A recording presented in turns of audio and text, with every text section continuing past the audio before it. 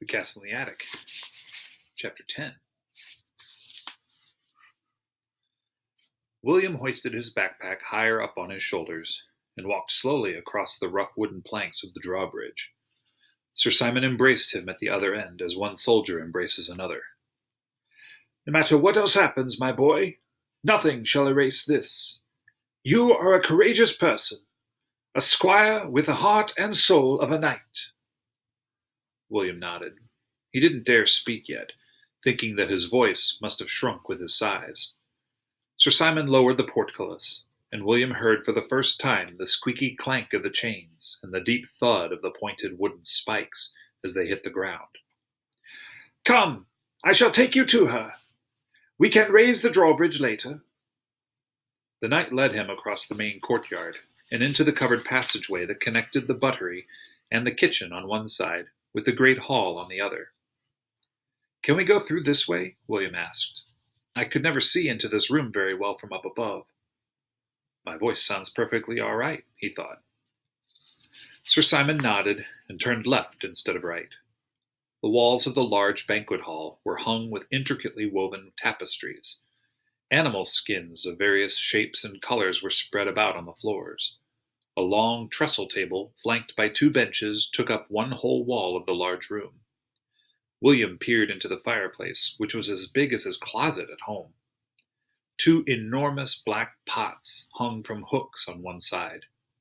Up above, gaily decorated banners were draped over the balcony rail of the minstrel's gallery. But William didn't have time to stop and study them. The knight had already disappeared up the corner staircase. He led William along the wall walk to the curved door in the opposite tower. "I gave Lady Eleanor the master chamber, as I sleep downstairs on the kitchen floor to guard the fire," Sir Simon explained as they stepped onto the landing. "Her room is right through here," he said, indicating the door William was facing. "I shall leave you now." William stood there for a long moment, listening to Sir Simon's footsteps retreating down the stairs to the kitchen. His heart was thudding in his chest. Mrs. Phillips was humming a tune that sounded vaguely familiar. He stood for a moment more, listening, hoping it would quiet the pounding in his ears. What if she still refused to speak to him? "Get it over with," he muttered to himself. He knocked. The humming stopped. "Sir Simon?" she called. He didn't answer, but turned the hammered metal handle of the door and pushed it open. She was seated in front of the fire, with her back to the door, wearing a long blue robe covered by some sort of tunic. "I came," was all he said. "William," she said. She put down her needlework and stood up. This time there was no silver knight in his belt pack, so he hugged her as hard as he could, his nose buried in the rough linen across her chest. She pushed him away from her and looked at his face for a long time. "Do I look different?" he asked. "No, you look the same." She touched his temple with her forefinger. "It's what's going on here that I wonder about." "I did warn you. I said I'd make you stay, no matter what." She went and sat down in front of the fire again. "Then why are you here now?" "Because I know I made a mistake. I have to go back with Sir Simon and find the other half of the token, the half that sets us free." He knew she was thinking, what if you don't find it? But she didn't say it, and neither did he. If he had let himself think what ifs, he would never have gotten this far. "Where did you get that dress?" he asked. "It's actually called a surcoat, and this is a tunic." She fingered the brown cloth on top. "They were hanging in the wardrobe. The castle is very well outfitted, right down to the pots and pans in the kitchen." "I brought you some supplies," he said, digging through his backpack. He handed her the jar of Marmite, the bread, and the tea bags. The sight of them made her smile for the first time. They ate dinner together that night on either side of the table in the courtyard. "Not quite under the stars," Sir Simon said, "but one gets the same feeling." William looked up past the tower walls to where the attic ceiling should have been, but he couldn't quite make it out. "I am glad you remembered to leave the lamp on when you came around to the drawbridge," Sir Simon said. The light bulb will burn out eventually, William said, but I brought candles and matches in my backpack. "And Marmite," Mrs. Phillips said with a smile. "And good bread," said the knight, tearing off another hunk. William suddenly felt happy to be there with the two of them, to see them laughing over a joke together at the same table. "I'm glad I came," he said. They each reached out and took one of his hands. "It took courage," said Sir Simon. "but you will need more for the days ahead." He stood up. "Tomorrow, my boy, your training begins in earnest." The next morning the three of them gathered in the courtyard after a hasty breakfast. First, William was provided with the uniform and weapons of a squire, which the Silver Knight had found in the armory. "According to the riddle, you must cross the drawbridge as a squire. I will start your training now," Sir Simon explained. He dropped a brown cloth tunic over William's head while murmuring some odd incantation. Then he fastened a belt around his middle, complete with a soft leather bag and a small sharp dagger in its scabbard. "What were you whispering?" William asked. "The words my father said over me when I became a knight. Rules of conduct we must respect, be we knight, squire, or page." "Tell me what they are," William said. "Be compassionate to the needy. Neither squander wealth nor hoard it. Never lose your sense of shame. If questions are asked of you, answer them frankly, but do not ask too many yourself. Be manly and of good cheer. Never kill a foe who is begging for mercy." "You have forgotten one, Sir Simon," said Mrs. Phillips, who was standing on the side watching the two of them. "What is that, my lady?" "Be ever loyal in love." He smiled at her. "Oh, yes, but in that one quality William is not lacking." "Certain things bear repeating," she replied simply. "As you wish, my lady." They divided his training. Sir Simon taught him how to use his dagger, how to improve the speed of his footwork, how to keep his weapons in good order, how to load and fire a crossbow, how to dress and arm his lord, Sir Simon. As it was believed that a knight's strength increases until midday and wanes with the sun, Sir Simon worked with William in the morning, and Mrs. Phillips drilled him in the afternoon. They played chess and backgammon. She made him practice his recorder. "Music will calm the beast in man and nature." And she put him through his gymnastics exercises. "Do it again. The round-off wasn't tight enough," she said one afternoon. They had moved the trestle table to the side of the courtyard to make room for his tumbling.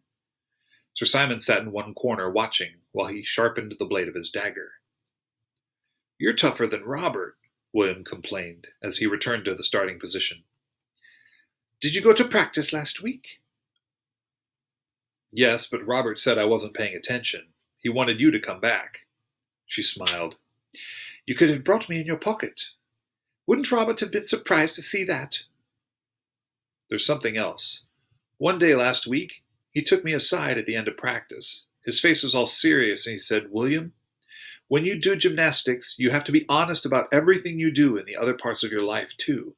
Otherwise, your body will deceive you, and you won't be able to turn the tricks.'" "What do you think he meant?" she asked with a smile. "The thing I had done to you must have been showing through in the floor routine. It's kind of creepy that my own body would give me away like that."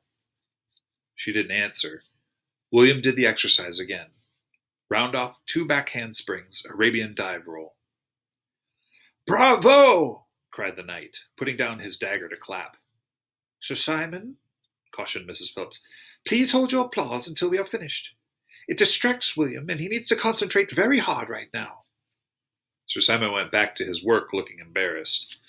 William smiled to himself. He was glad to see somebody else getting in trouble for a change. Mrs. Phillips had been very hard on him all week. "Now, William, listen to me. I want to alter the routine a bit. The beginning will be the same. round off 2 back handsprings, then come out of the second back handspring and do an Arabian forward somersault instead of the dive roll. You mean a front flip at the end? She nodded. He didn't bother to ask why. He knew she would fix him with that steely glare of hers, and refused to answer. On the first try, he fell in the middle of the front somersault. You weren't concentrating, she said. Your mind was still telling you to do the dive roll. You need to put both mind and body into it. I will spot you for the front somersault this time. Tomorrow you will start doing it yourself. He was able to execute it perfectly, knowing that her outstretched arm would be there to support his back. That's enough for today, she said at last. William glanced over at Sir Simon, who raised his fist in silent cheer behind her back. When she saw the direction of William's eyes, she turned around, but Sir Simon's head was bent close to his work. "What's all this rehearsing for?" William asked her after the third day. You will never be able to defeat the wizard with brute strength, she said. Let Sir Simon challenge him openly if he wants to. You will have to depend on your brain, your footwork, and the sense of space you have developed as a gymnast. I don't know which of those weapons you will need to use, but all of them must be sharpened, just as Sir Simon sharpens his dagger. And why the change in the floor routine to the front flip? He asked. Another weapon. You get back on your feet a little faster that way. At the end of a week, Sir Simon declared that they were ready. He and William would leave at dawn. I will spend the night alone in the chapel as I did before I became a knight. At daybreak, you must come to me, William, and help me dress. After the night left them, William and Mrs. Phillips sat in her room for a long time. In the quiet of the evening, he held himself still, listening for the world outside the castle, the world of the attic, of his house, of the traffic going by on the main road. But he couldn't hear anything. "Do you think it's still there?" he asked her. "Our old world?" I'm not sure. "Will we ever get back?" That depends on you. "Can't you come with me?" he asked. The question had been at the back of his mind all week. "I still need you to spot me for that final flip." Remember what Robert once said to us when he first taught me how to spot you? Put your hand out and support him lightly, Mrs. Phillips. Allow William to feel the skill in all parts of his body. You will keep him safe, but he will do the trick. She shook her head. You must find your own way through the forest, William. That's what I've been trying to tell you all along, in this world or our old one. Come stand here by me. She was seated in front of the fire, doing the same needlework he had seen her with that first afternoon. He had never looked at it closely before. "What is it?" he asked. A fire screen, but that isn't important. Look at the picture. William leaned closer. "I see a man. There's someone with him, someone smaller, and some trees." Her finger touched the man and then the smaller person. A man and a boy setting out on an adventure into a forest. She glanced up at him. Remember the motto?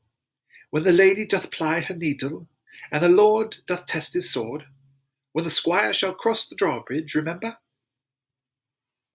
He nodded silently. He had forgotten the exact words. There are rules in the world of magic just as there are in our world. Everything has its place. Directions must be followed. Each person is given the right weapon. My weapon is the needle and thread. "Will I be all right?" he asked. You are always asking me that question, William. Now I shall ask you. Will you be all right? He didn't answer, but went over and stood by the narrow window, looking out into the darkness. Tomorrow, and the next day, and the day after, where would he be? What would he meet? "I wish you'd never given me the castle. Then you'd be back in England and I'd be at home. But now that everything is in place, I'm ready to go." For the first time, the answer came from somewhere deep inside him, and he believed it. And whatever happens, you must remember one thing, she said. That you have within you the weapons you need, the heart and soul of a knight in the body of a squire. No other weapon will ever serve you as well as that knowledge. That night he slept in her room on a straw pallet in front of the fire. When he woke up, she was already dressed. She helped him adjust his tunic and slid the soft leather bag along the belt until it hung above his right hip. "It seems heavier," he said, exploring its lumpy exterior with his fingers. There's some food in there, and your recorder, and your binoculars. "I guess I can't take Bear," he said. Your hands must be free, and he's too large to fit into the bag. Anyway, I'll need some company in this drafty old castle. Now go to Sir Simon," she said, crushing him in a quick hug. "I'll meet you in the courtyard." William slipped both hands through the metal ring of the chapel door and pulled it open. He didn't see Sir Simon at first. He stood at the back, accustoming his eyes to the flickering light from the altar candles and his nose to the sweet smell of incense. An enormous wooden cross filled the dark wall just above the altar. William stared up at it for a long time, held by the side of the face looking down at him. This dark, holy place, with its mysteries and shadows, made him feel small and quiet.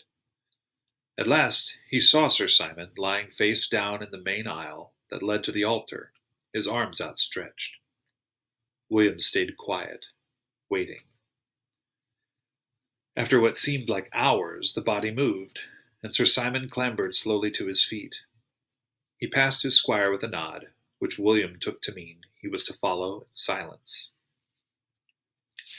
Sir Simon seemed quieter after his night of fasting and prayer. William remembered his instructions from the week before. First, the quilted vest and the cap, to protect the knight from the hard edges and the weight of his own armor. Then the chainmail shirt, with a hood that fastened behind the ears. William had to stand on a stool in order to tie the strings tight enough to suit Sir Simon. Next, he strapped on the chest protector and the arm and shoulder guards. On top of the chainmail leggings, he fastened shin guards to protect the knight's legs from the blow of a misdirected lance. Finally, over the knight's head, he dropped the silver tunic, decorated with Sir Simon's coat of arms, the figure of a lion flanked by a cross. "My sword and helmet, William," the knight said at last. "You have done well." Mrs. Phillips appeared at the side door as Sir Simon was strapping on his scabbard. "I have lowered the drawbridge," she said quietly. "Thank you, my lady. Since we have no priest, I would ask that you bless my sword." She stepped forward and touched the carved hilt with her finger. "Remember that you serve both God," she touched one side of the blade, "and the people." She touched the other side. "Protect this knight and his squire from any evil that seeks to harm them or keep them from their chosen path." Sir Simon bowed and slipped the weapon into its sheath. "I would ask of you a keepsake, my lady." "I am honored, Sir William." She took a long silk scarf from her neck and tied it around his forearm. "And you shall have mine," he murmured as he handed her the token of Janus. "This is for your protection while we are gone. Guard it well," he said as he pressed the leather pouch into her hand. They gazed at one another for a long, solemn moment. Then he kissed her hand and turned toward the door. "Come, William." William went to her, and she kissed him quickly on the forehead. "You will come back," she whispered before she pushed him gently on his way. As they walked out under the massive stone arch and over the drawbridge, William looked down and saw the muddy waters of a real moat. He reached out to stop Sir Simon and show him, but after a moment's thought, he withdrew his hand. He turned once to wave at Mrs. Phillips, who was still standing under the archway. When he glanced back the second time, the drawbridge had been raised.